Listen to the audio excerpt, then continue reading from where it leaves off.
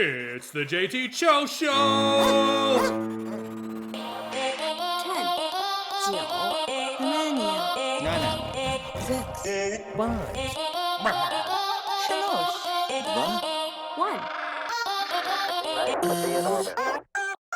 15. Welcome back, everybody, to another edition of the JT Show. I'm your host, JT, with our special guest today, Mr. Cut. What up? Today's the 35th episode of the JT Show. 35. So it's basically cut week. All right, I'm just gonna make sure it's recording. Okay, we're doing good. It's basically cut week. Cut flew in today. How was your flight? It was okay. Didn't sleep much. Had a layover in LA, and then 5 hours over to Detroit. Wasn't so bad. Yeah, and I got off of work and picked them straight up. McDonald's blew right through us. Oh yeah, that was kind of a mistake. Like at my age, like if my viewers didn't know, I turned the dirty 30 pretty soon. It's old. Wearing a tuxedo on the birthday, I think that'll be funny. That'll be good. But yeah, the older you get, the more McDonald's really runs right through you. You just can't eat it as much. No. I used to eat it like every other day. And fast food in general. Yeah, and we came, and to be honest, after this whole sober month of May, which we call Miracle May, it's hard for me to. I saw that. Yeah. It's a cat. He's crawling into the pool table. It's a weird thing. But Harrison Ford has gone apeshit over there. I wish you could see it. It ruined our whole setup. But yeah, I ate fast food like every other day before we started our sober month of eating healthy. Mm-hmm. I'm actually looking forward to going back to that. Yeah, basically, you really see the difference in your body weight if you weigh yourself every day when you immediately stop dieting. Yeah, and I lost 18 pounds, and I've already gained 10 of it back. As much as I'm going to allow you to call me a basic bitch in this next phrase that I'm about to say, is my fucking birthday week. So I will and it's my vacation week. But it's my vacation week, and Cut's here for Cut week. So it's cheat week. I'll let that one slide. It's cheat week because what's tomorrow? What's on the dinner menu tomorrow? Dinner menu tomorrow. Oh, we doing rice or tacos or both? We're doing your Taco Tuesday night with your rice. Okay, so we're doing Puerto Rican rice. Shout out to Mama Ruth for teaching me that one. We're also doing like Northern California style shredded chicken tacos. Nice. It's gonna be pretty good. Basically the same seasonings, just different little mixture. Yeah. It's very loose. Tuesdays, this is not brought to you by anybody, but Saucy Dogs, Jonesville, Michigan. Tomorrow's wing night, so I believe it's 65 cents. So we're going to order wings after 18 holes of golf. We're going to shoot an 18. We're going to shoot at Hickory Hill, first 9 in the morning, get warmed up. It's a longer course, fast greens. It's a 36-hole course. What's your over-under? What are you going to shoot? Depends which. If we shoot blue, I'll shoot 45. Okay. If I might even shoot a 43 because I just shot it, so I'm very familiar with it. Courses I hit around Jackson, Michigan, Ella Sharp. I don't like Cascade very much. Hickory Hills is a 36-hole golf course. They have maize and blue, green and white for their 9 holes each. Maize is a little sunny in the morning. Fucking, you're driving and you literally have to block out the sun if you want to see your partner's ball. Blue's pretty good. We like hitting the morning, but if we hit blue again, I know it's a tougher course, but I think if I can handle the greens better, putting was my downfall. Yeah, the greens were so fast. Short game ruins people. And so what our plan is, we're going to do 9 at Hickory Hill, drive to Lake Leon Golf Course, and shoot another 9, and that course. For a beginner course, the current owner spent a lot of money. It's a great course to hit for the price, right? Just plays a little easier than the other one. Yeah. So the problem is going to be the green speed's going to be drastically different. And the length to get to the green is going to be, you're going to have an advantage getting to the green. And then you're going to have to figure out the green speeds all over again on a completely different course. No, that's going to be a little difficult. Yeah. And I can tell you right now, we were talking about home courses, and essentially like that. For that course, I can tell you exactly where I usually hit the ball on every single hole. Yeah. And that's how much I played it. Hole number 1, usually down the fairway. Hole number 2, usually to the left of the green. because it's a very I think it's a 250 par 4. So you definitely have the advantage of that course over me. Yeah. You think it'd be easier if it was your first time playing it, or playing it as much as you have?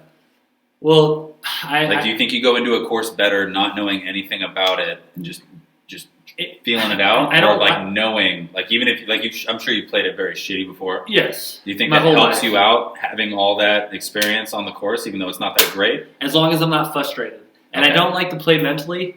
But sometimes when you if you golf good your first 4 holes, and then on the fifth hole on Lake Leanne, it's a par 4. It's 3 par 4s, a par 3 for the 4th hole, and that par 3. If I hit it bad, I start thinking about all those other times I hit it bad. Oh, so they pile up a little bit once you start thinking about it. But the good news is, where I usually hit it, I know how to attack the green from those spots. Okay. But if you hit it, by the way, on hole number 4, the par 3, if you hit it over the green, you're done for. It's like a 30-foot hill. You basically got to chip it high up, and then you've got to hit the very front of the green because it's downhill from there. So it's almost peaking. So if you hit it from the backside, it's got a little turtle back on the backside. Yeah. So you're gonna hit it pin location. If it's in the middle, you're gonna want to hit it aggressive. How often do they change the pins? They have leagues, so I know they change the pins. Like weekly or monthly? I think daily. Daily. At least every other daily, and then on the weekends every day. I think. Okay. I know that Hickory Hills is I think every other day almost, and then they also have tournaments as well, and then Ella Sharp Park might be in every single day. Okay. Because that's a tight course though. I'm excited to play. I'm looking forward. The Ella Sharp's very narrow fairways.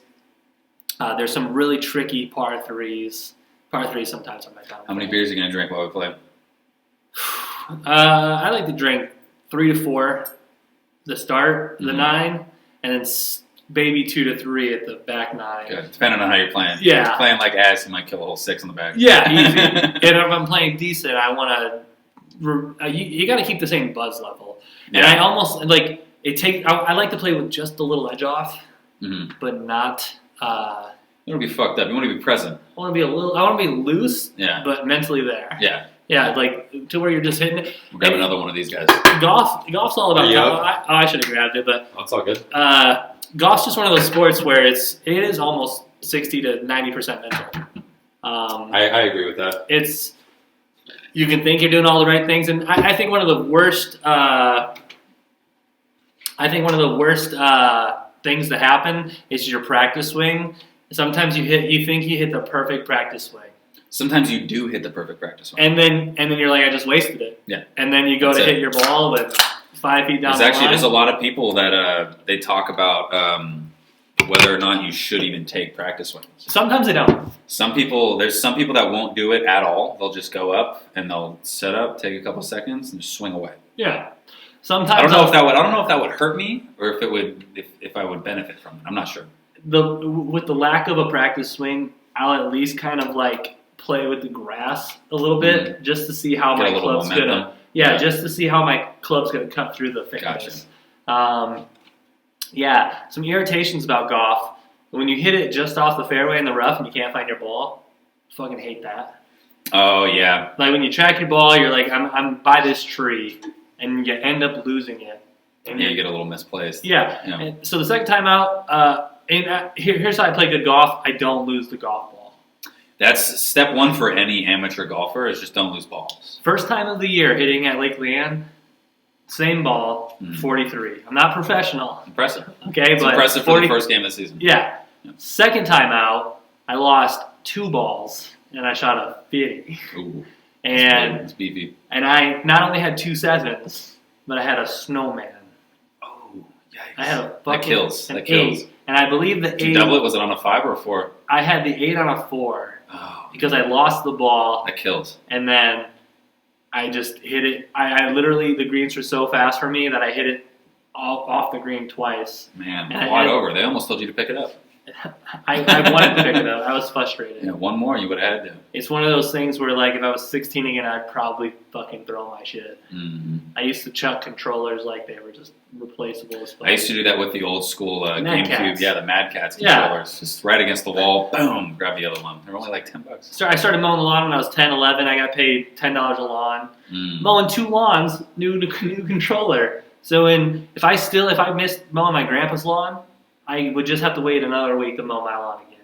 So I mow my lawn twice. I get a brand new fucking controller, No big deal. and I can whip that motherfucker against the wall when I get mad. Too easy. And I used to whip Small it. price to pay for a little bit of relief. When my brother used to kick my ass at NCAA football and Madden, I used to just fuck it. You let your brother beat you? Well, it wouldn't be that he would beat me. He would beat me on not bullshit. It would be like, I'm running it 90% of the time. Oh, I'm I calling. hate people playing. I hate playing against people like that. I'm calling set plays. Your defense fell for my trickery. And then, at some point you're pissed and you're just doing all out blitzes. Oh yeah, the engage 8. Yeah, that's the on 2K. That's the rage foul after the missed shot. Yeah, exactly. 100%. Yeah. And then every once in a while, you got to throw in a goal line defense on like 4th and 1, or like 3rd and 1 on like their 30. Yeah, you can catch people off guard, especially if you've been doing like a cover 2 and a cover 3 all game, like and playing like a little bit of man. Like you can get away with an all out blitz. Yeah, just drop your safeties and then everyone else comes. Yeah, in. you just loosen them off the ball. Works in real life too. Every once in a while, not at the professional level. The quarterbacks are pretty good. Yeah, they'll sniff that one out. I mean, there's just so many. There's so much talent in the league right now that those quarterbacks can literally put the ball exactly where it needs to. My favorite play call ever is when you gamble on that. You gamble on the all-out blitz. You do the engage 8, and then your opponent will do a play-action pass. Yeah. And by the time he gets the ball in and turns around, you have 3 defenders in his face. That's right. the greatest feeling ever. Right. You gambled and you rolled an 8. Totally. What a 7. Yeah. Yeah. So we've got plenty of golf planned. Some other things we got planned. We're going to stream an entire Star Wars Battlefront. We're going to knock it out in one day. It's the original Xbox 360 / PlayStation. Well, actually, the original Xbox / PlayStation 2 game. Yeah, the original Star Wars Battlefront 2. One of the greatest, arguably the greatest Star Wars video game of all time. If you didn't have internet for your PlayStation 2, which was 95% of my PlayStation, I just got it on the tail end. Like, if it was like, I don't know exactly how long PlayStation 2 was on the internet, let's say 5 years. Mm-hmm. I didn't have it it would be 4 years and 8 months. And then I got it because I got on eBay, I bought the little internet the box. little router thing that goes onto it? Yeah. Put it on, 4 months later, they're like, off forever. And I was just like, damn. Cool. So then I was like, save that cheddar for an Xbox 360. Didn't they just have the death of the PS3 network, didn't they? They might have. I think that was like within the last 2 years, maybe. Anyways. It might have been. But, so we'll be streaming that on my Mixer, which is JT_OF_Jville, which, by the way, we'll share on my Twitter, the Instagram, plenty of photos. JT of Jville, you can follow. I'll plug it on my socials, too. You can follow Cut at, what is it? I think it's at Dustin Cut right now. Yeah. Well, I'll tag him in mine. Something along those lines. Follow, all that bullshit. You're going to have to find my YouTube through my Twitter because I'm not fucking famous, so I can't declare that JT of Jville is my website. But you can go to my website at jtofjville.com. That'll link you to my email. You can hire me, all that stuff. But anywho, let's get back to Cut Week. So we're planning the golf. We're planning the cook. He's cooking his rice. I'm doing a taco night. He's doing a taco night. You can never have too many tacos. No, it's impossible. They're delicious. Yep. I'm doing And the leftover meat makes great breakfast. Yeah, and I'm even making a slow cooker 8-hour carne asada. Yeah, yours takes a little bit more time than mine. I flash cook the chicken in with like the sauces and the seasonings and stuff. It only takes like 10 minutes. I could Instapot it. That's what I'm gonna do with mine. I'm gonna Instapot mine. But yours is different. Chicken comes out fine when you pressure cook it. Yeah. I feel like with red meat, it's way better if you slow cook it. Like it comes out. My family Christmas dinner this year, they're like, let's host that at your house because my house is. I'm not rich. It's a decent sized place. It's just I have a lot of room, and it's just me. Okay, a lot of square footage. It's a whole family house to just one person. Yeah. And so I hosted Christmas, and I cooked my entire Christmas meal for 7 people in my Instapot. That includes, it was a pork shoulder, it was a beef shoulder, and then tons of spices, and then on top of that were the carrots, the baby potatoes, 45 minutes, tender AF, dude. Nice. And it was so impressive that my parents were on the teeter-totter line of always getting an Instapot because, the sales for Christmas and, Instapot's always go on sale for Christmas, big holiday item. Mm-hmm. And they went out for that next sale after Christmas and bought one because they were so impressed that it only took 45 minutes to pretty much do a roast. Yeah, no, it's pretty crazy how that happens. I remember my dad told me when he first got a microwave, he thought it was insane that you could bake a potato in 10 minutes. Yeah, and potatoes are actually pretty decent in the microwave. They're not bad at all. That's how I do all my sweet potatoes. Yeah. All my sweet potatoes, I throw them in there. I cover them in the cellophane or whatever, toss them in there, just throw them in there like 10 minutes. I would rather bake a potato in a microwave than wait for the oven, but I prefer a potato. Yeah, it's a fraction of the time. But I like the potatoes on the grill. I do too. I don't have a grill, so it's just, and I don't know, it's way too easy to just. I got a grill, so we're probably gonna do some T-bones. I'm down. I'm down for a little steak action. I haven't had a steak in a long time. I think it's been over a year. I'm pretty sure that the Chinese place is open, so we'll get in the right mindset and then go get some Chinese. Yeah, get a little twisted, get some Chinese. Yeah, about that life. And then what else do we got going? We got tons of Mario Kart. A lot of Mario Kart. He's going to lose a lot. And by losing, he's just going to be second place. Don't get too sad for him. I'll post the scores. I'm not scared. We'll post the scores. I got to charge the controllers tonight. Tonight we're going to shoot some pool. We are going to shoot some pool. I'm going to lose. Teach me how to play. Yeah, he's really good. I'm not that good. He's way better than I am. If I'm a D player, then he's at least like a C minus. If he's a D player, I'm an A player, and there's like an S class above me. Like the S plus classes. Yeah. But yeah, and then we got. While we play pool, we're going to watch the Mark McGuire, Sammy Sosa documentary. Looking forward to that. I haven't seen anything about it yet online. I've been staying off of socials for the most of the day. Just trying to stay a virgin to it. I didn't hear anything, and where I was working, about, I'd say, 45 to 60 feet away from me on the other side of some glass. So I was looking through some glass. I could see the images of the TV. Okay. Yeah. No context. Wasn't watching it for long duration. So I would just look over. It showed like Mark McGuire. I'd turn my head, ignore it. Gotcha. So I've seen like little flashes, but literally it'd be the same exact thing as not even looking up anything at all.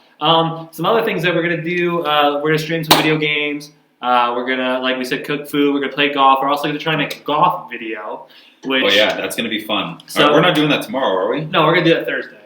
Okay, yeah. I'd rather play the same course all team. Yeah, without, no offense, Faja, but without my Faja. Yeah, because filming all the shots is going to slow us down. I'm going to bring my tripod. Yeah, that's going to help. And then basically, you'll just hold it, record, and then basically, with your tripod too, so we can set up your phone on one side so you can get your swing. Like if you're chipping or something, then I can set up on the other side of the green, and then we can see how it lands on the green. Yeah, so for that, we'll some cool shots. We'll try and cut it together. We'll probably just go to Hickory Hill because there's so much room that people aren't going to be riding our asses. Yeah, and it'll be during the week too, so it shouldn't be too bad. There's a lot of old guys in the morning. 9 o'clock in the morning. It should be okay. Yeah, but we play at a fast enough pace with carts that it'll be fine. But then I'm team cart. Yeah, for sure. I do enjoy walking at Lake Leanne because it's shorter, and if there's no one in front of us and we're playing at a decent pace, I can finish 9 holes in an hour and a half. Yeah, that's impressive. Walking. When I was in the cart, I played Wood Creek Golf Course, Roseville, California. Shout out. Pretty basic course, but I ended up playing a full 18 with some random dude, last name Woods. Didn't play very well. But we ended up playing the entire 18 in 5 hours because we had to wait behind a guy and his wife playing. And she was hitting so as soon as we caught up to them, they started doing their normal thing. I think how they try and play fast. He would tee off from the back tees and then she would tee off from the lady tees at the same time. Oh, wow. And it was it was a little ridiculous to watch because they would both be in their backswing at the same time and you'd hear tink, tink, and they'd both go. And he would outdrive her by 50 yards. Every time. Yeah. And so she would take, on a par 4, she'd take 5 shots just to get to the green. Mm-hmm. And it's why are you even bringing her here? Right. But I understand the whole thing. I mean, they're in a cart, and I was with someone else, another single in a cart, so we were both moving up to our balls pretty quick, so we were playing fast. But one thing I didn't like, there was a foursome behind us of these college kids, and they were playing so fast. Yeah. That's the only reason that we ended up pushing the twosome in front of us. was because they were playing so fast behind us. They were hitting into us. Hmm. And like I wanted to say something, but I'm not that guy. I'm I'm very non-confrontational on the golf course. Like I feel like everyone should be. I mean, you're playing golf. Yeah. And you're an amateur. You're like you're not supposed to Tiger relax. Woods. Yeah. You're not Bryson DeChambeau. You're not Ricky Fowler. Like I get mad, but you're not supposed to It's like. a hobby, bro. It's like getting mad.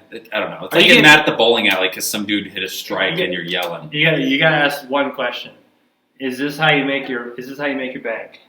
No, not at all. So this is how I lose my bank. Yeah, so this is your full-time, so is golfing your full-time job? I wish. So just take it a little less seriously. Yeah. It's not going to be. Yeah, no. I'm never going to be a professional golfer. God, I could take cool, though. I could take lessons for probably 10 years, and I would still never make it. I would like to think that I have it in me. Like if I could take, like if somehow I just got like $8 million in my bank account tomorrow, that I could take the next 10 years and just devote it to nothing but golf and make the tour. I think I could be a top 200 player in the world. I always tell myself that if I would have taken sports at more of a Michael Jordan mindset, I maybe could have focused enough in one sport to play at the semi-pro level. I would like to think that. I think golf's one of those things, though. Like I feel like if not everybody has the ability to play every day. I mean, I'm sure you've seen like Tiger Woods and his. President Trump do it. No. I'm sure you've seen Tiger Woods his schedule that he does, like when he's mid-season. Yeah. He'll play like he'll wake up in the morning and he'll lift weights, and then he'll run, and then he'll eat breakfast, and then he'll go play 9, and then he'll go to the driving range and he'll hit strictly driver for like an hour, and then he'll play another 9 with his boys, and then he'll eat lunch, and then he'll go and chip for a little bit, and then he plays 18. And then dinner. Yeah, and then he goes inside and he sits on a simulator. So it's like he's probably hitting close to 400 balls a day. I wish that was my life. Could you imagine that though? Because you remember the first time you golfed this season, and the next day you feel like your ribs are all sore because you've been those golf muscles in like 6 months. Yeah, but with golf it's just like it's all these weird muscles up in your ribs and then your lower back, and like the next day, like I couldn't. Sometimes. I'm sure I'll be fine now because I've been golfing a lot recently. But I remember that first day back golfing, I played 9, and the next day I was like, I didn't even want to go to work. Right. Like I was just sore. Like I felt like I had just gotten done doing like back on one side of my body. I mean, I was at least like running pretty heavily at that time before I went and golf first. Mm-hmm. So like my legs felt fine. I think the only thing that was sore was like my shoulders from just like the weird. Yeah, the golf muscles. Yeah. Not those golf muscles. Yeah. That was the only thing that was really sore for me. Yeah. But so we got that coming up. So another thing that we'll be doing, we're going to shoot probably 2 or 3 more podcasts. Probably, I don't know. I can't guarantee it. At least 1 more guaranteed, if not 2. Yeah. But we like to debate. Okay, not like stupid fucking. We just both like to argue. That's all it is. Yeah, but not like fucking. I'm talking louder. We like to make good points. Yeah, not like Max Kellerman who makes terrible points. Until he apologized to Tom Brady, I don't take him seriously. Yeah, what was it? 8 years ago, he said Tom Brady was washed up. And then finally, when he didn't win, he was like, "I finally told you." 8 years ago, Tom Brady had 3 rings. Max Kellerman said he's washed up, he's done, he's going to fall off a cliff. And then Tom Brady won 3 more rings. And he still doesn't admit to being wrong. And he's still in the league.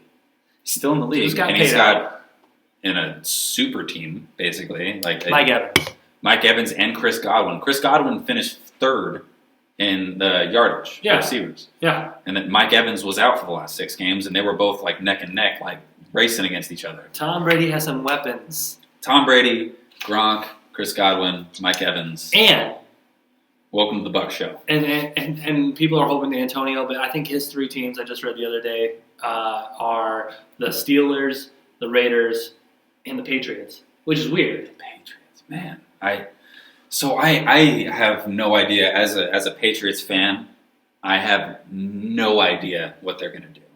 Yeah. No idea. I've seen all these crazy articles like, sign Colin Kaepernick. Sign this guy. Cam Newton. They're gonna sign Cam Newton. Yeah. They're gonna tank for tank for Trevor. Yeah. Like all these things coming out. Like I honestly sign whoever you want. Like I feel like if we got Antonio Brown and a Cam Newton caliber quarterback, I feel like we're right back in it. Like you never left. Like we never left. Change the offense up a little bit. A little bit. But You just that's you gotta change it to your quarterback's strengths. You're gonna tell me Bill can't do that? Bill's the most versatile coach of all time. Right now, Bill knows something that we don't know. He does. He always does. He's always known something that we don't know. And always. And that's why the Patriots have been in the playoffs fucking 19 out of the last 20 years. And he knows it so much right now because I would say there's not speculation around the Patriots. Nobody has a fucking clue. Nobody. I'm sure the people inside, I mean, they keep Adam it like Schefter. pretty. Maybe. Not yet. He'll be the first to know, though. Yeah. Guess what? Someone just told me. That's Yeah, my exactly. job because I'm a credible source. What a job, right? Yeah. What a job. You're the guy. Hey, I wish I was that guy. We got this big move that's happening. Like, you got to imagine, like, here's Adam Schefter. He's waking up in the morning. Probably, I don't know. There's no, like, real sports center yet. Maybe, I don't know. But he's probably, and there's, like, NFL, like, no, spring training. So he probably wakes up, does the morning routine. If he's me, shower, shave, you know. He probably runs on a treadmill, says hello to his family. University of Michigan graduate, by the way. Oh, and nice. he probably wakes up and he's just about to relax, maybe take a first break, and someone calls him on the phone. He's like, "What? What? Is this 100%? I have to put this out. Is this real?" Could you imagine being that guy that gets those phone calls though? Like, just imagine, like that's like being the one friend out of like a group of superstars, and all the superstars call you. Who got like the pregnant? Craziest stuff, the craziest like life-changing stuff. Yeah, like it just what happened. do you mean Andrew Luck's retiring? Dana White. Okay, so not in a joking manner. I do apologize. Not apologize. I'm sorry for those who nobody lost their life, but I'm sorry that people had to go through a shooting in San Antonio. But the alleged story about that is the guy said to the bouncer who wouldn't let him into the club, I'm a UFC fighter from California. Then he went back to his vehicle, grabbed his rifle, opened fire into the bar, wounded 8 people who all went to the hospital with no life injuries. And Dana White was one of the first people to receive that phone call, and his press conference was like, Jesus, this is a crazy fucking world we live in, and essentially, do you know how many calls like that I get about those? Like, he gets multiple calls a day with like, hey, one of your fighters might have did this fucked up shit. And I couldn't imagine living that life. And then, like, I mean, like, a lot of people give Roger Goodell shit, but, like, imagine Roger Goodell taking the first phone call on Antonio Brown. Yeah, so I have a deep hatred for Goodell, but I also understand. I feel the same way about the president. Like, it's El Presidente just has a strong hate, period. It's a tough job. I wouldn't want to be the commissioner in the NFL. Right. How would I handle that? Like, I have no idea. Like, I don't have very many life skills. I know that's not one of them, though. Like, I do not think that I am capable of running the NFL. Right. And I don't know if someone would be good enough to do it. I think Peyton Manning might be a great fucking commissioner. I mean, everyone loves that guy. Yeah. I mean, he's already a part of it. He's like the main dude at NFLPA, but like if he he made that gets jump, advertisements on his forehead. he could. Yeah, that'd be a good billboard. Yeah. Be a Peyton board. Yeah, he could just like have a press conference and it'd be like Gatorade, like the full word. Gatorade or Oreo. Remember that old commercial of him and his brother? Yeah. Racing to do the Oreos. Oh. Who was it? Hold on. Quick little side story. Oh no, never mind. It's a show that I watched, but essentially this guy's like. So this sounds okay. This is a spoiler. I'm gonna tell you this because I have to.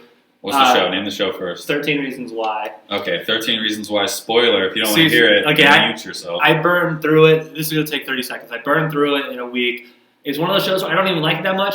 I just have to know how it ends. Okay? I just want to know. Let's get this shit over with. I haven't seen the second season. Don't even watch it, dude. Just fucking too much bullshit drama. You've already told me so much about it. I don't even need to watch it. Anywho, one of the characters who's the quarterback on the football team meets up with his dad to finally express to his dad that he's gay.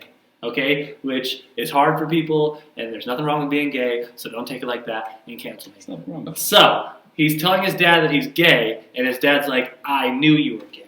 And he's like, oh, when? He's like, do you remember when you had Eli Manning as your wallpaper on your phone? And I was like, yo, is his dad low-key roasting him for having Eli Manning? And he's like, Dad, Eli Manning's a stand-up guy. He's got 2 Super Bowls. And his dad's like, yeah, that he fucking Like essentially, his dad said, like, yeah, he shouldn't have even been there, you know? He was roasting him, and he goes, well, was it just, and essentially he was like, was it Eli Manning? And he was like, well, it was Eli Manning with his shirt off. And I was like, oh, what? Jeez. And the whole time I was like, I can't wait to tell Cut about this because of his hatred towards Eli Manning. I don't like Eli Manning for obvious reasons. Yeah. I don't think he deserves as much praise as he gets. No. I do think he's a Hall of Famer. Okay. I think even if he had no other accolades, I think like the rings alone get him into the Hall of Fame. I think if you win 2 Super Bowls, you belong in the Hall of Fame as a quarterback. Okay, well, he's got the 2 Super Bowls. He's even par for wins and losses. Yeah, no, he's just at 500. Yep. And one thing, and then so I kind of relate. I'll get to this next, and we'll do this huge transition right here. Mm-hmm. We like to do a lot of comparisons. Right here, Assassin's Creed Black Flag, I think is the best Assassin's Creed. Greatest Assassin's Creed of all time. And he's played the 2 newer ones. So I played. Oh, what was Odyssey and Origins. Origins. So I played the first 30 minutes of Origins. Didn't like it. Odyssey is another amazing game. Super homage to Black Flag just because of the way the sailing works. That's probably 50% of the game is sailing, and it's really cool. Highly recommend it. It might be on sale now because the Vikings one's coming out. Great game. Black Flag's better. I think that's going to be one of those games where I do grab a day one.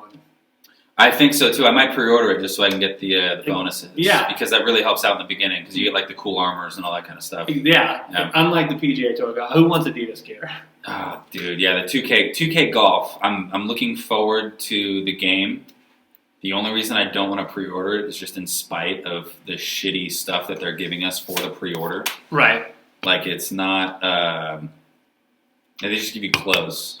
That doesn't help me. No. Give me early access to give me a few more bonus points for my drive. Yeah. Hopefully instead of the club set, you have the beginner, intermediate, master. You should be able to earn skill points. Yeah, so you make your drive more accurate, more farther. What do you want? Increase your power, increase your accuracy, increase your ability to play with it, and to do draws and fades. And you can probably get those stupid fucking kids and sell fucking real money to buy coins and just, obviously that's every game. Yeah, that's every game. I'm not gonna do Pay it. to win. I don't want to do that because I'm not 18 anymore. I actually have bills. I might do it. We'll see. But anyways, so the transition here is we like to make comparisons, and in all of our comparisons, the very first episode of the podcast for Cut Week, we're doing a comparison for the top 10 NBA players of all time. We want to do top 5. I jumped the gun and I started to make my top 5s when I was on the plane, and I got all the way down to the NBA players. That was the last one I did. I almost did an MLB one, but I didn't do an MLB one. That would be tough because that's why I didn't. Because I was if we had so to do many MLB, players. we would It'd have be way to do, too biased. Here's how you would have to play it. It would be you'd have to do pitchers and hitters. You'd have to do pitchers, hitters, and then if you wanted to do defense, you'd have to do infielders and then outfielders. Yeah, because it's hard to compare. You can't compare Ichiro to Derek. And then I would do a top 5 for catchers too. Yeah, I know that's a whole nother position. Off the rip, who do you think is one of the best catchers of all time? I mean, you got to go old school with Yogi Berra. Yeah, he played. I'm a huge fan of Mike Piazza. Piazza was good. Joe Mauer was really good in his day. The guy who played for the Tigers and the Rangers. I can't think of his name, and if you're a Tigers fan, I'm sorry. I want to say it's Rodriguez. Who was the guy, the Yankees guy? Jorge? Posada? No. Posada? Something like that. Jorge Posada? Might be. Man, I'm butchering this. Yeah. I'm not a big baseball guy. I enjoy the sport. Who's the catcher for the Cardinals? Do we not know off the top of our head? No, I have no idea. So like I said, on my podcast, I don't want to be super statty and just read off a paper, but we will do that for a little bit because we did take notes. And then when our research comes in, so we didn't do MLB. Here, do this intro. I'm gonna pee. Okay, yeah. Just like the Joe Rogan, we're not gonna edit it out. He's gonna pee. So basically, at this point, we're gonna do the top 10 basketball players of all time, our top 5 quarterbacks of the league, our top 5 running backs in the NFL. These are all in the NFL. We're not doing college. And that'd be a whole nother ball field. And we're going to do the top 5 wide receivers of all time. Now, I know my fan bases, okay? Not a lot of people on the internet watch this. I have some viewers in Ireland, by the way. If you're my viewer in Ireland, please let me know, okay? I see you, and I have one in Switzerland. If you're one of my viewers overseas, I will pay for your shipping and handling when I make my t-shirts. I got Frankie in Florida. Thanks, Frank, for listening. I've got Prather in Arkansas. Thanks for listening. I've got Miller, who's an Ohio native. Thanks for listening. Marsano, an Ohio native, sometimes fucking listens. He shared it with a couple of my buddies. And then I got Pepper and V, who are currently in Alaska and who I'm going to go see during my Alaska trip. So I know my audience. So if you're part of the audience, I know you're going to have a different opinion, and we can fucking debate it.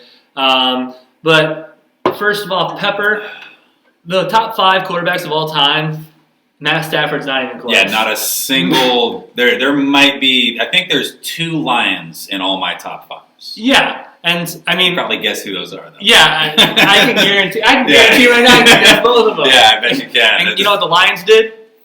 Yeah, they ended both of their careers early. Both of them. They lost so much, like that at the height of their ability, in the middle of their prime, they're like, I don't want to play anymore. I'm tired of losing. No, I'm tired of getting hit for 16 games a season and never playing the play. And without naming names, one of the players probably said something. I smoked so much weed playing with the Lions because I would get beat the fuck up and I would be tired of losing. And that somebody was a big man. You might have had a nickname related to the series called Transformers too. I don't know. So let's get into this. I printed mine off old school. Oh yeah, no, I'm on the phone. So what do we want to start with? We want to start with basketball. Let's start with basketball. And how do we do? You want to go one at a time with questions, or do you want to go back and forth? Let's do 3 at a time, and then we'll do the last 4. Okay. So you want to go first? I'll go first. All right. Top 10 basketball players of all time, starting with 10, 9, and 8. My number 10 best basketball player of all time, Stephen Curry. Oh. And here's my reasons. Stephen Curry, I like that, is the greatest three-point shooter of all time. He had one season where he beat the record. Congratulations, you own the record in the NBA now for best 3. So that should already put you as one of the best 3-pointers of all time. But what did he do? The very next season, he crushed his own fucking record to eat. I don't have the numbers off the top. I should have got the number, but he crushed his numbers. The best 3-point shooter of all time, Steph Curry. He averages on his career 23 points per game, 4.5 rebounds, which doesn't matter. He has way more notes than me. Yeah, I'm just going to say points per game, and then so if I have centers, I will name the rebounds. For assists, he's got 6.6 assists. I'm not going to read them off. That's impressive. And then he won an NBA championship three-time NBA champion, 2015, 17, and 18. Okay, number 9, Kevin Durant. Oh, now, Kevin Durant. I like that. Kevin Durant. I know. I'm going to tell you right now, Kevin didn't make my top 10. So it was tough for me to put current players who haven't finished their careers, except for a few, but. Kevin Durant, he's going to be top 10 when he finishes his career. I think he will too. I think he still has more to prove just because of the whole hightailing to his first championship. But I don't dock him for that though. By the way, I think players should be able to play wherever the fuck they want. At least he didn't do a press conference. The league shouldn't dictate it. Yes, well, to a certain extent. I don't even care about that. I think if the team can afford it, they should just get everybody they want. And if 5 superstars want to go play for the veteran minimum on one team, all the power to them. Bring in LeBron and Steph and KD and Kyrie. Bring in everybody to one team. Bring them to Sacramento. They would have a target on there. And they would never lose. Right. Kevin Durant right now, he averages 27 points per game. 7 rebounds. He's a tall guy. He's like 7 foot, but really he's like 6'10". 2017 and 18 NBA championships, so 2 times. Should be 3 times, but that's for later on. My number 8 overall, Kareem Abdul-Jabbar. Oh, you have him so far down. Yeah. Okay. So everyone knows Kareem. And by the way, we talked about this. We were in the parking lot of Meyer. It's Meyer. And if you're a Michigoddamn Gander, you say Myers. You put the fucking we put imaginary S's on possession, so it looks like Myers.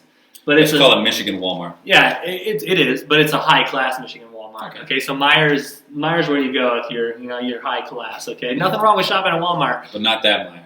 Yeah. Wait, which one? The ghetto one. Oh no. There are bad Myers, but they're in like tough parts of town. Yeah. So, we were like, how many Lakers do you have in your top 10? Oh yeah, so and many. I was like, God damn, everybody played for the Lakers. That'd be like if you made a baseball top 10. Like, how many Yankees do you think would be in your top 10? 4. At least. Yeah. At least. Yeah. There's just so many of them. And so Kareem. You could probably do a Laker top 10 alone and still have a bunch of like high profile names. Kareem won a championship in 71, 80, 82, 85, 87, 88. Mm-hmm. He did have a very good point guard. He did play on some very good teams, but he averaged 24 points per game and 11 rebounds. He was the original Kevin Durant, man for hire. But, bring him in, make your team great. But Kevin Durant's almost the exact same size, but Kevin Durant has better handles and better threes. Oh yeah, no, he's the newer version of the big man. And when I'm going to turn it over to you for your 3. Mm-hmm. Some of my thinking, what went into this was do your 4th too. We'll even it out in the last 3. Okay, yeah. So my number 7 best basketball player of all time was Kareem's point guard for some seasons, Magic Johnson, at number 7. Okay, 7. Okay. Magic Johnson won 5 NBA championships: 80, 82, 85, 87, 88. He averaged 19 points per game, 7 rebounds, 11 assists. And when you play with Magic on 2K. He's almost, except for quickness, there's a few guards that can beat him on quickness. Yep. But he is almost one of the most complete players in the game. He's a matchup nightmare at the 1 spot. Yes. And like even in today, so he's one of the few guys, other than centers, like not counting centers, he's one of the few guys in NBA history that I think could play at any point in time. Any era. And that's what he was, 6'8", 6'9"? Yeah. And he played the point. Yeah. And he had handles, and he could pass, and he could dunk, and he could shoot. He could just do everything. And by the way, we're going to turn it over. So into my process of thinking, I thought about the era of basketball at which you played. Mm-hmm. How physical. Mm-hmm. There was eras of basketball that didn't even have a three-point line. So spoiler alert, some of my honorary mentions, Allen Iverson, honorary mention. Oh, yeah, definitely. Tracy McGrady, honorary. Kevin Garnett. Honorary. Okay. And probably Bill Russell is an honorary. Bill Russell, okay. Because when I look at Bill Russell, he played against 8 teams. He would have been my 11th. Yeah. If I had He won tons of championships, but he played in a weak league. He played in a weak league, and he was like a foot taller than everybody. It wasn't a foot; it was like 6 inches. And still, but then he had monsters on his team too. Yeah, I know. The second, at one point in the league, the second tallest person in the league played with him. Yeah. Like played the backup for him. And so essentially, you're just the one taller guy than everybody else. And in a league, what by a the world way, to play in too. Could you imagine being 7 in a league feet of tall? in a league of 2-pointers, being 7 feet tall, and the guy guarding you is 6'6". And even if Steph Curry, like let's say you take Steph Curry back in time, right? He can only score 2 points at a time. Though. He would destroy. His range would destroy, but that's 2 points. That's it. There's no 3-pointer. For most of the time, there's no. I'm 90% sure on that. For some of I think they took it out for like 2 years. I think. I don't think it was very long. When you go back and watch some Bill Russell highlights on YouTube, there will not be a 3-pointer. No, I mean there was no point for a while because they didn't have the good percentages there. Yeah. It was just kind of like a Hail Mary style thing, and then it was like today's game, shooting guard, point guard style of players with your. You've got we'll talk about it, but you've got your other big men who can play everywhere. It used to be about center point guard, and now it's about perimeter shooting. The Rockets are a good example of that. Shoots. They shoot more 3-pointers than they do 2-pointers. Everybody shoots. If you can't shoot, you're a one-dimensional player and you get exposed. So those are some of my thought processes. So let's go with your 10 through 7. All right, so 10 through 7. My 10 spot, I have the postman, Karl Malone. Okay. Everybody hates on this dude. He has a checkered past, but as a basketball player... I'm going to pee, you keep going. Yeah, as a basketball player, one of the most dominant players of all time. I think he's top 5 on the scoring charts. Probably at the 4 spot or something like that. I can't remember. I didn't write down stats like he did. Number 9, I got Steph Curry, greatest shooter of all time. Yep. He just rains threes. He broke his own 3-point record by over 100 threes. Like that's ridiculous. Number 8, I got Larry Bird. Larry Bird, the Great White Hope. He was a beast. Won a couple championships, if I'm not mistaken. Played for the Celtics. Big East Coast guy. Everyone loves him. And then at number 7, I have Wilt the Stilt Chamberlain. Will. And the reason why I have him on my list was because of all the high-scoring games. Like, he was unstoppable in his time. He dominated. Yeah, no, he dominated. He was the man for a long while. Isn't Wilt the guy that did all the things with the ladies? Wilt was one of the basketball players. I think Dennis might have him beat on that one. But Carmen Electra. Yeah. Good for him. Oof. He's in the Michael documentary. They talk a lot about Dennis Rodman. Good. Yeah, I know you haven't seen it. All right, who's your 6 through 4? Okay, number 6. You already mentioned him, Mr. Larry Bird. Okay, yeah. So you have him one slot higher than me. Yeah, so Larry at 6, he won 3 championships, 81, 84, 86. Okay. Averaged 24 points a game, 10 rebounds. And That's he was big. And he played the 3, didn't he? Yeah, he was one of those players that could, like, if you go back and watch his highlight reels, he did so much with the ball at the time that nobody else did. He would do fast spin around, turnarounds, pump fakes, dirty passes. He would, at some point, there's one highlight, someone who's a basketball guru might know this. He takes the ball, he throws it over, he keeps the ball the whole time. He just places the ball over the defender's head like he threw it aggressively, picks the ball back up. The defender turns around because he thinks the ball's behind him for the pass, and Larry still got the ball, just jacks that 2-pointer on the baseline in his face. That's one of my favorite Larry Bird moments. But at the time, competing with Magic Johnson, Celtics Lakers rivalry. They also had a Celtics-Pistons rivalry. Yeah. I mean, everyone's a victim of their rivals. Yeah. Especially back then because people didn't meet up back in the day. Yeah, this one's for the boys. So if you're watching, for the boys. Hey, for the boys. So Larry Bird's my number 6. Not a sponsor. Number 5 could be the Bat Blue on the JT Show. But number 5, he already mentioned him, Wilt Chamberlain. Okay. Wilt Stilt Chamberlain. 2 championships, 67-72. 30 points per game. That's big. 22 rebounds per game. That's even bigger. That is total domination. That's his average? His career average. Damn. And then 4 assists. I don't think I've ever got 22 rebounds in a pickup game. I can say I didn't score for shit. Yeah. Dennis Rodman did. In high school, I had probably a 15 to 18 rebound game. Wow. In high school, in like low fucking corn. So in your whole high school career, you never touched his average. No, not at all. That's insane. That's crazy though. I had a Michael Jordan moment. I ate kiwi. I'm a little allergic, and I played. You had a flu game. I had a triple double, like 12 points, 11 steals. Never have I ever. 12 points. Never even had a double double. 12 points, 11 steals, 10 rebounds. Wow. And I had fucking hives on my back. Impressive. I looked Impressive. They probably didn't want to guard me because I was wheezing and I looked gross. I was going. Impressive. It was hilarious. My mom had to take me to the hospital. I was like, Mom, I don't feel good. I'm gonna ride the bus back. She's like, look at your welts. Okay, number so 7 through 4 or 6 through 4. My number 4 of all time.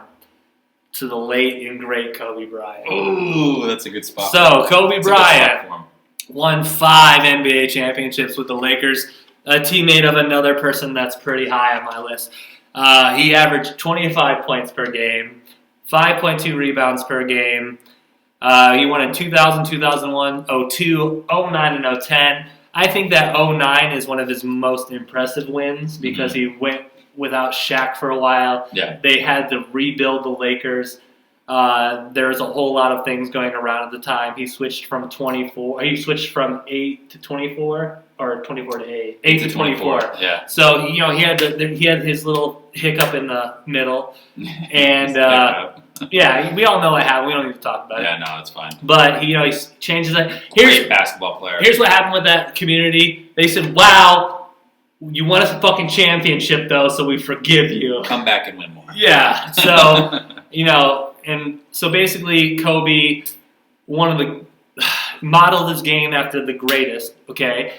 But Kobe Bryant, some of my favorite stories is in the Michael documentary, basically him and MJ making the All-Star game. He's making it as a rookie. They basically tried to make it they basically did make it a one-on-one game.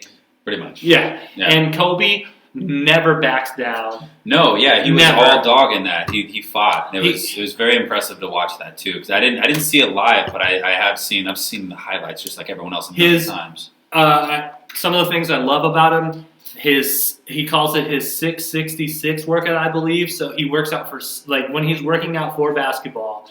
I think prior to the season, he works out 6 days a week for 6 hours for 6 months before. I don't know if he did that his entire career, but I remember somebody telling me that was one of the Kobe programs he did. And he basically lived, breathed basketball. Yeah. He had the MJ mentality. And I also remember watching his very last game.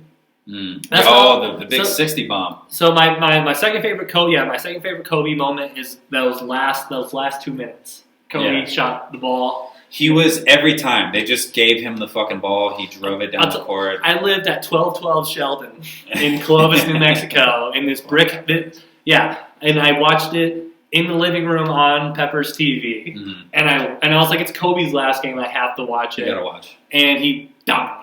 Yeah. My first favorite Kobe memory, though. He dominated so much that it almost looked like they were letting him do it. It pissed you off. But it was like the end of the game. It's like in high school, if you had that one basketball player that was just amazing at the game, and you guys were down by 10, you just give him the ball and set screens. You get out of the way for him. Yeah, you get out of the way. You try not to get in his way. You try and get in the other team's way, and just let him take his shots. And Kobe just was on fire. Like he wasn't missing. He could back it down. He did the Michael. He had the Michael Jordan moves down low for the turnaround fade. Yeah, the step backs. It was the dunks. It was great. The Kobe dunks. The dunks. My favorite memory, though, and it's a little selfish. 2004 Pistons. You've got the Lakers. You got Shaq and Kobe, but you got one of my favorite starting five of all time. You got Tayshaun Prince, Rip Hamilton. You got Chauncey Billups, Ben Wallace, and Rasheed Wallace. Not a single Piston on my list. No, not on mine. I'm just saying. saying. Also not a King on my list either, so I don't know why I'm talking shit. Yeah, great King players, though. You got White Chocolate. Robinson. Peja Stojakovic. Peja was the man. Chris Webber. I mean, there's been quite a few. In college. Yeah, whatever, dude. That's from Michigan. Okay, so your 6 through 4. Oh, my 6 through 4. Let's pull these guys up. All right, number 6, I got Kareem. Okay. Kareem Abdul-Jabbar. It's great. The most dominant player of his time. 24 points per game. Outstanding player. 5, I got Kobe. Okay. 5, I got Kobe. Great. 4, I got Magic. Okay. And the only reason I put Magic ahead of Kobe was because Magic was more dominant at his position, which feels weird to say. Okay. But, don't get me wrong, Kobe. So the top 5 are just hard. It's tough. It's hard to do. You could almost the 1 and 2. I feel like are just universal. You have to have either 1 or 2. Those guys in those top 2 spots have to be there. Yeah. But I mean, everyone else can you can shuffle these around, and I wouldn't really argue too much. Yeah, except for the top 2. Except for the top 2. So what we'll do for the last. So we'll just go each at a time. So my third best player of all time, Shaq. Okay, so Shaq. That's really funny. 23 points per game, 10 rebounds. Not even arguably the most dominant player to ever play in the league. And some of the reasons that they broke up Kobe and Shaq is because Shaq just had fun with the game. Just fun guy to be around. Yeah, no, he was the guy. He was the man. He was the dude. He was the superstar. And Kobe wanted him to take the game more seriously. Not that Kobe wasn't a fucking superstar, but Shaq was literally larger than life. Had a rap album. Shazam. Kobe also had a rap song. Oh yeah. Yeah, that was very good. Who's the what was the superhero Shaq was? Was that Kazam? Kazam, yeah. He played candy a bars. Genie or something like that. Yeah, made candy bars rain from the sky. Yeah. He was in movies. He was everywhere. Yeah. And even today. Yeah, no, he's all over the place. He does the analyst stuff. The general. Yeah, no, he's all over. He advertises. He does some of those overseas. He's the Peyton Manning of basketball. Yeah, he's larger than life. Yeah. He's not only a giant, as good as Kareem was and as good as Wilt was. I feel very comfortable having Shaq in my 3 spot. As the greatest center to ever play the game. I 100% agree with that. No one matched up very well against him. Not only Wilt and Kareem were very tall, but they were very skinny. They weren't as athletic, and they weren't as big. You're right. Like, he had a lot of weight. Because what was he, 7'2", 330 pounds? Like, that's a lot of fucking meat. Even when he came in toned and muscly, he was still busting fucking backboards for the Magic. Yeah, no, because he was so quick, and he would just jump, and that acceleration. Yeah, no, he's... Who's your number 2? I'm gonna guess LeBron James. and so I already know your number 1. Man. Yeah. Obviously. So let's just argue 1 and 2 then. So our number 1s are Michael Jordan. Yep. And our number 2 is LeBron. Let's talk about LeBron James. Now I know if you're Earl, you fucking love LeBron. I love LeBron too. I love watching him play. Like, don't get me wrong, I hate him as a player because he's never played for the Kings. Like, that's just how I'm always gonna be. I love him the same way I love Peyton Manning. Like, he was great. He was fun to watch. Just not when he's playing the fucking Kings, and not when he's... I don't know. I talked about this before. Fuck LeBron. I love watching you play, though. So I apologize to LeBron way back in one of my podcasts that no one ever watched. But he played for the Cavs, and I was a Pistons fan. Destroyed the Pistons. We went to a rebuild because of LeBron James in the playoffs. And I hated him because he played for Cleveland. Fucking dominated my team. Fucking destroyed me. And then it's not LeBron. I think he played his first rookie game against the Kings. I can neither confirm or deny that. That's going to have to be something. Google. Yeah, you can Google it. Google you talk. What I'll say is, what happened to LeBron is he became his high school fucking games were on TV, right? And LeBron became so much larger than life. It wasn't LeBron requesting more media. It was the media surrounding LeBron. So here I would be watching SportsCenter, ESPN in the morning with my brother, and all they would fucking talk about is LeBron James. He had the fucking press conference, and I know I'm swearing, with Miami. Was it? Yeah, so October 29th, 2003, LeBron James debuts in the NBA against the Sacramento Kings in Sacramento. And so he played his first professional game in Sacramento. And with using the theory of 6 degrees of separation, which means that you are no farther from knowing somebody than 6 people. I am one person away from knowing LeBron James because shout out to Nick Minerath, who plays professional basketball overseas. Big shout out. He played with. Go to his Instagram, the Cape Cod Kid. I plug his podcast. It's very cool. If you want to listen to a basketball. If you want to listen to a basketball career that's not straight NBA, if you want to listen to a professional career overseas. A lot of people don't know about that too. You should check it out. There's a lot. There's so much I've learned about how fast you can get cut. Their nickname for American players overseas are imports. Mm-hmm. In some leagues, you can only play 2 imports at a time. Hilarious. You can only play 2 imports at a time, and sometimes one of the leagues that he talks about, in I think episode 7 or 8, he talks about this import rule where you can only play like one import for the first quarter. You can play both imports for the second and third quarter at the same time, and then you can only play one import at the same time at the fourth quarter. So as a coach, it's confusing as shit. And so basically, they're trying to not okay, this is a team in South Korea, and there's no South Koreans on the team. They still want competitive basketball. They just don't want 5 American either NBA cutouts or whatever you have be playing with no Korean basketball players. There's way more skill at the basketball professional level in America than anywhere else. Yeah, well, that's why the dream team happened, and then once the dream team happened, what have we've lost like 1 game in the last 5 Olympics or something like that. Yeah, like once the dream team. Okay, so we were getting smacked with our stupid USA team. Once the dream team happened with Michael, and I'm sad to say, Isaiah, your attitude's the reason why you didn't play. Okay, not that you were enemies with just Michael. The bad boys Piston there, nobody wanted to play with you. Okay, except if you were a Piston. So I'm sorry, Isaiah Thomas, who's a really great player. That's why he didn't get picked for that dream team, even though statistically, if you just take your stats without your attitude, he deserved to be on the team. But once the dream team happened, every USA superstar goes, I want to play. I forget what the guy's name is. Where you just toss it? Oh, I was going to, so it stopped distracting me, but it's got on my list somewhere. Right. So basically, so once we started taking over superstars, I forget the guy's name. He felt terrible that he was cut from the USA team. Mm-hmm. But you can't argue. I forget who was in front of him. It might have even been like James Harden. But like, you're a fucking great. You're an all-star for your team basketball player. Mm. But I'm sorry that your position, you've got Steph Curry and James Harden playing in front of you. That it might have been him. Two of the greatest to ever do it too. Like James Harden is the best one-on-one offensive scorer to ever play the game. That's not a center. Obviously, I'll put all like the Kareems and Shaqs above him. And I will give him the trying to invent new ways to shoot. I just hate things that he gets away with sometimes. He does get away with a lot. Yeah, he takes the rules, he stretches it to the max. He's the Bill Belichick of players, where he takes the rules and that much credit. And he stretches them to not his a single advantage. goddamn championship. No, he's not the coach. But LeBron James averages 27 points per game, 7.4 rebounds, 7 assists, won 3 championships, 2 for the Heat, 12 and 13, and then 1 for the comeback from 3 down against Steph Curry. And greatest comeback in NBA history. Yep, and is against the best record in NBA history. Yeah, no, it's even more impressive. And now that record means nothing. Nobody talks about that anymore. But what I'm saying is, there is one point where I finally matured enough to where I understood that it wasn't LeBron. Like LeBron James, he's an athlete. He's got tons of great causes. Mm-hmm.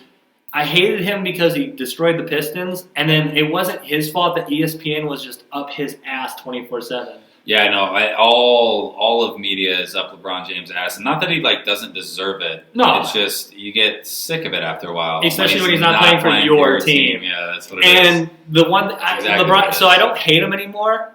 I just hate him when he says Taco Tuesday. Okay, quit ruining that. Don't ruin Taco Tuesday. Okay, so LeBron James a hard 2. Michael fucking Jordan. Averages 30 points per game, 6 rebounds, and won 6 championships. He won 3 in a row. 6. So technically, he won 6 in a row. Because he was out for a year. So playing full seasons, he won 6 in a row. Yeah, the years he was in the NBA, he won 6 in a row. So he played in the NBA.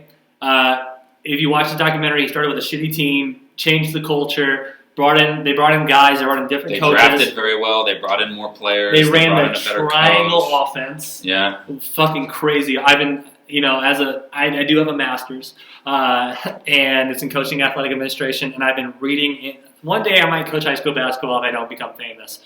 I'm going to try to implement that triangle offense 100%. Anyways, so with Michael Jordan, it was always points on his back. He wants to be the one that shoots it. He started to open up to his teammates, and that's when Michael started being so Michael.